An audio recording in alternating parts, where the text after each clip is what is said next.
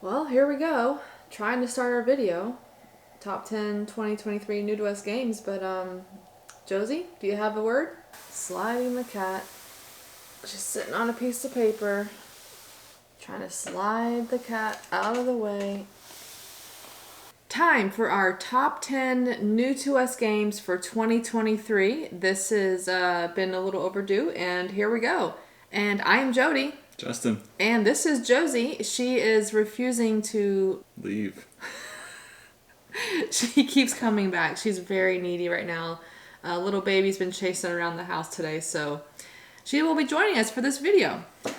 So, very excited. So, this list might have some 2023 releases, may not. It may just be games that have been out for a while that we finally got to try in 2023. And I'm really excited. And I will say my stack is significantly taller than his because Surprise, surprise. there are some very large big box games in my list. But anyway, let's get going.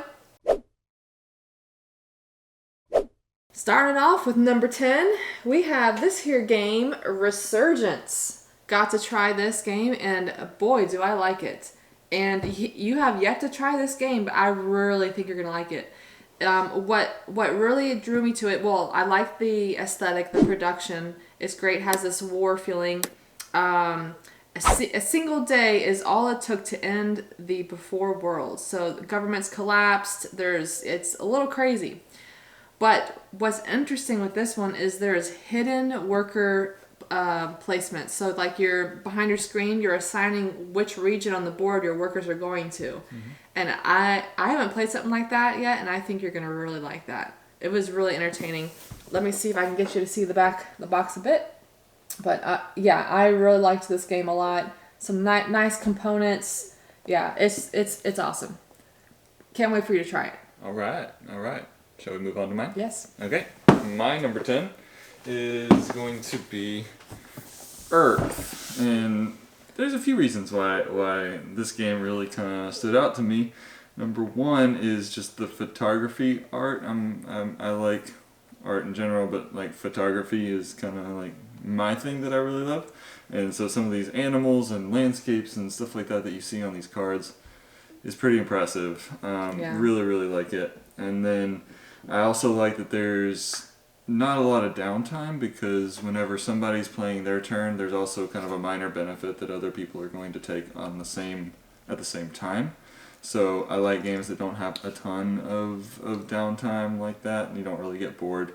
You're also building out this tableau and building your engine, and I like engine building type This games. is just all up your alley. So all around, it really worked for me. It's been a long time since we played it. I want to play it again. We need to play it again. So otherwise, it might have been higher on the list if I had played it a little more recently. Yeah. But definitely belongs on the list. So Earth is my number 10. Awesome. Do. Number 9 is Star Wars, the deck building game. I really enjoy this game a lot. I love Star Realms, and this is Star Wars Star Realms pretty much.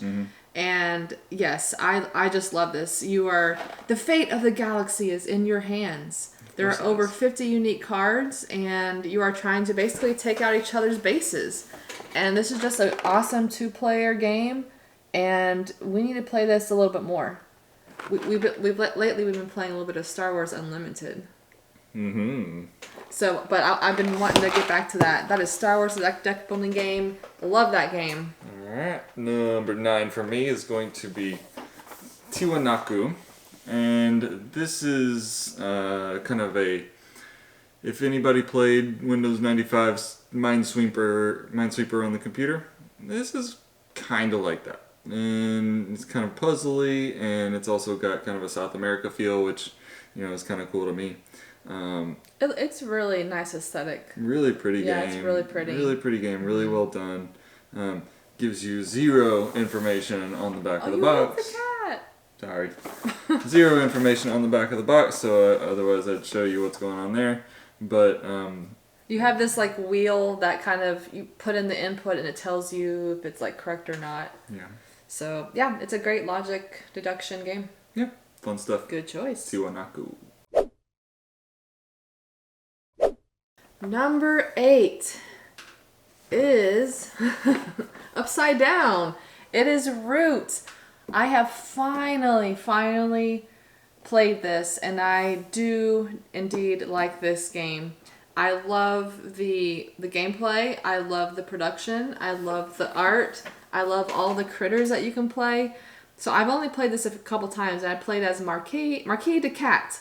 So with that, I have to dominate the woods, extracting its riches and policing its inhabitants. So it's a very asymmetric game. Everyone's got different mechanics going on, and you're basically trying to kind of get the most points to win, and you have some battling going on.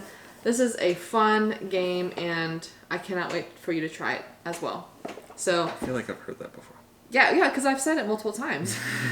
Because I really want you to try it, and I think you'll like it. But I'm so excited. I finally got to try it in the year of 2023. That is Root. All right, so we're going to Cat in the Box. Meow. Yes. Oh, I need to take these things off. Yeah, we've got It's some baby-proofed. baby-proof rubber bands going on here. So, Cat in the Box is kind of an interesting trick-taking game in which you don't really know what your suit is until, well, it's time to play. And there's a lot of kind of mind games going on and stuff like that. And that kind of falls into my category of games that I like, where you're kind of like trying to predict what's that person doing over there. And I don't know. I found this one very interesting, entertaining, and a good trick-taking game with a little bit of a different spin. Yeah, I really like this one. This didn't make my list, but it was close. And the production is great. I mean, I love cats. So, I mean, this is a really fun game. I'm not huge into trick-taking games, but I really do like this one a lot. Yeah. Cat in the Box. Good choice. Number 7 for me is Revive. And I know this game has gotten a lot of love, and it is a good one. And you have yet to try this one, right? Correct. So this, I love the world it's in. It's kind of that frozen board and frozen world. A bunch of snow and post-apocalyptic like civilization died, and you have to try to revive it. And I just love that theme. Now it's not super thematic, but I don't know. I love the way it looks too.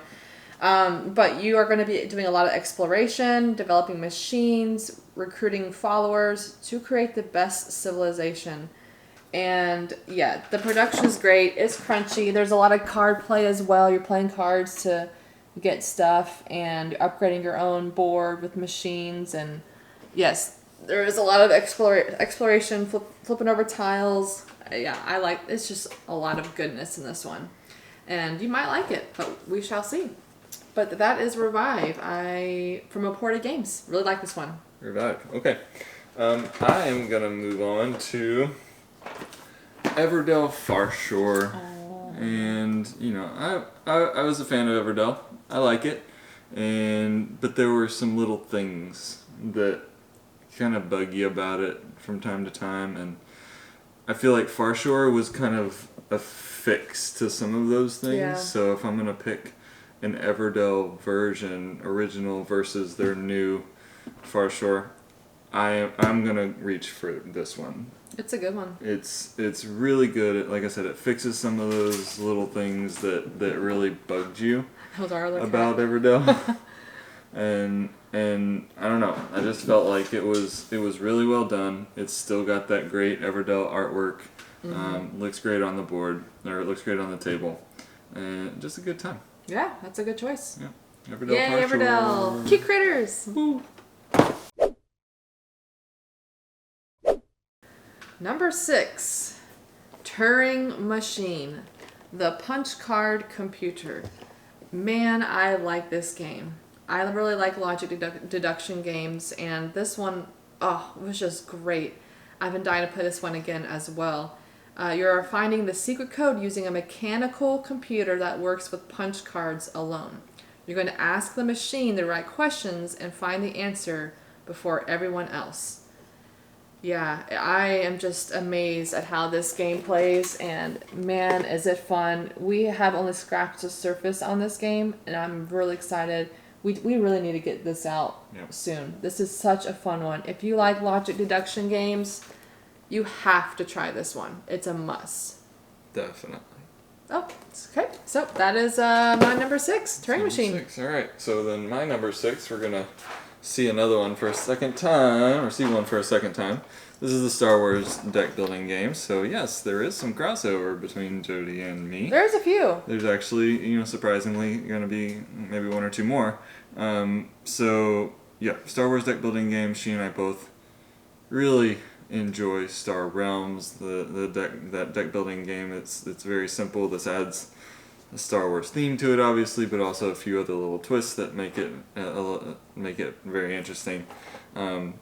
Yeah, it's Star Wars. It's good. It's fun. It's Star Wars. Yep. It's deck builder. It's a lot of fun. All right. That's number 6.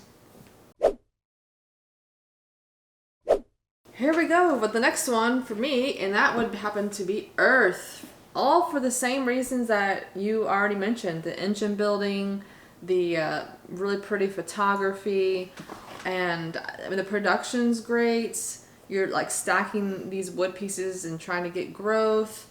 And yeah, I really like it that you're making that tableau. I like tableau games, and it's cool how it's engine building.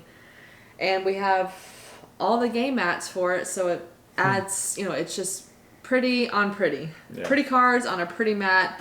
And we are due for a play in this because we haven't played this in a while. We only played it a couple times or something like that, and we need to play this again because we both really liked it, and it's gorgeous production. Love this game. Yep. And it's from Inside Up Games. Yeah. That is Earth. Yeah. So then my number 5 is going to be Scholars of the South Tigris. Now, maybe a little bit of a surprise considering I hated, or maybe not hate. Yeah, I didn't. I really didn't like any of the West Kingdom series. So then playing these similar looking games, I was kind of skeptical. I'm like, blah, blah, blah. So we played Scholars. I really enjoyed the whole trying to plan out and figure out the translation and all the different colors, colored options and stuff like that. Primary colors, secondary colors, all the color mixing, which I struggle with. That was just a thing for me. It was a bigger thing for Jody, and it was. But I mean, the options in this and trying to figure that out. And it was the right amount of complexity, I feel like, for me to really get some good enjoyment out of it, and I found it to be certainly very much worthy of this list. So all right. That's fine. That's awesome. Scholars of the South Tigris. Here we go. Moving on to our number 4s, right? That's it. Now we are moving into the Clank universe with Clank Catacombs, the newest version of Clank, and this might be the best version. I love Clank. It's a deck building adventure, and you are going in these deck building adventure with like some dungeon crawl where you're trying to go in, do stuff, get an artifact and some other things, and get out before the boss gets you, kills you, whatever. But Clank Catacombs has tiles now instead, so each game is going to be different. You're going to be, when you explore, you're going to be revealing new tiles and putting them out and connecting the paths. And man, this game is so much fun. I really enjoy it. And this is definitely one to check out, in my opinion, especially if you like deck building games. Clank Catacombs from Direwolf. All right. Okay. All right. We got another crossover here with Turing Machine. Not surprised. This is certainly my kind of game, that logic deduction, and it's got, that kind of trying to figure out a puzzle aspect, and obviously you're kind of decoding things essentially, and it's just really fun, and you obviously you're playing against other people, but you're kind of like, when I was playing it, it was like in my head playing against myself. How quickly can I solve this puzzle? Kind of a thing. So Not faster than me. oh, here we go. And so really a fun game if you like logic deduction. All the same reasons Jody said. So Turing Machine, my number 4. So now we're getting into the big box, big production territory for me for the last 3. The number 3 for me is The Great Wall, and I got to play the base game and the Black Powder expansion. This is an epic worker placement game, and there are like minis and walls because you're trying to build the Great Wall, defend it from hordes, and there are, like I said, all kinds of minis in here. And it is set in medieval China that blends historical themes with a pinch of fantasy flavor. So, oh yeah, there is a lot going on in here, and oh my gosh, it's just amazing. I mean, it's a table hog, and you kind of have to, set aside, a couple hours for it, but it is so worth it. And you have the Black Powder expansion. I feel like you need to play with that. It's just so good. You have new soldiers, war machines. You have there's ladders and catapults. There is just a lot of fun stuff, and oh man, the Great Wall. This is one that you're gonna try. You might like it too. It's from Awaken Realms, big production game. Oh, it's so good. Love it. There's games that I see where I'm like, I'm probably gonna like it, but the fact that it comes in such a ginormous box just scares me. There's no need to be scared. I'm scared. I think you'll like it. It's a fun experience. All right. Well, let's move on to something a little smaller, but still kind of classic, right? So Great Western Trail, not a new game, but certainly new to us. And when I played it, I was rather surprised at how much I liked it. And you're buying cows, and then you're trying to sell them to make profit. And so, but then you're constructing buildings to get more actions. You're riding your train, getting to the furthest cities, and there's just a lot of different things going on that I don't know. For some reason, it struck a chord with me. I liked it a lot, so much so that we also got the Argentina version, which we still need to play, but I'm looking forward to it because I really did enjoy Great Western Trail. I'm really curious because this game also has, that path where you're going along the path, stopping at different locations. You really liked that with Egizia Shifting Sands. Mm. I'm really curious. We probably need to put this higher up in the list about Maracaibo and Boone Lake, both by the same designer. And in both of those, you're going along the path, stopping at locations, doing things. Well, and when I played Maracaibo with you, you played it? I played it with you for your birthday one year.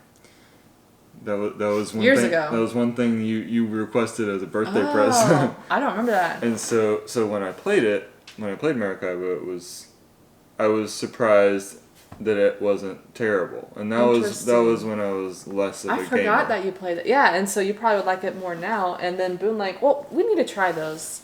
I think those might go up for you. Yeah. You for some reason you like that. Yeah, but for me, number 3, Great Western Trail.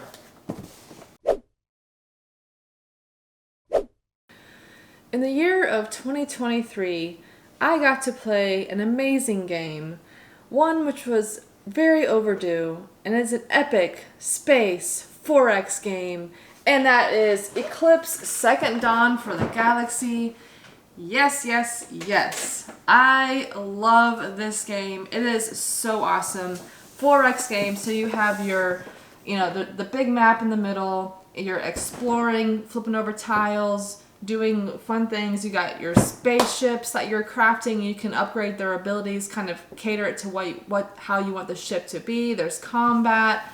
You can upgrade, your research, and there is just so much goodness in this game.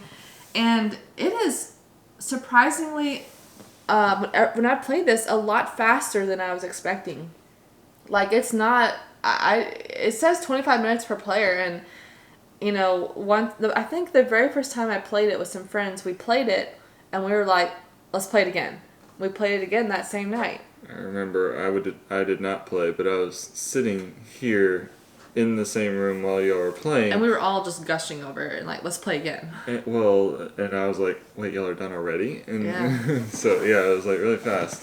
Oh, the second game wasn't that fast. But. Such a good game. Love it. That is Eclipse Second Dawn for the Galaxy. Alright. Yeah, we're going to stay in space. Ooh.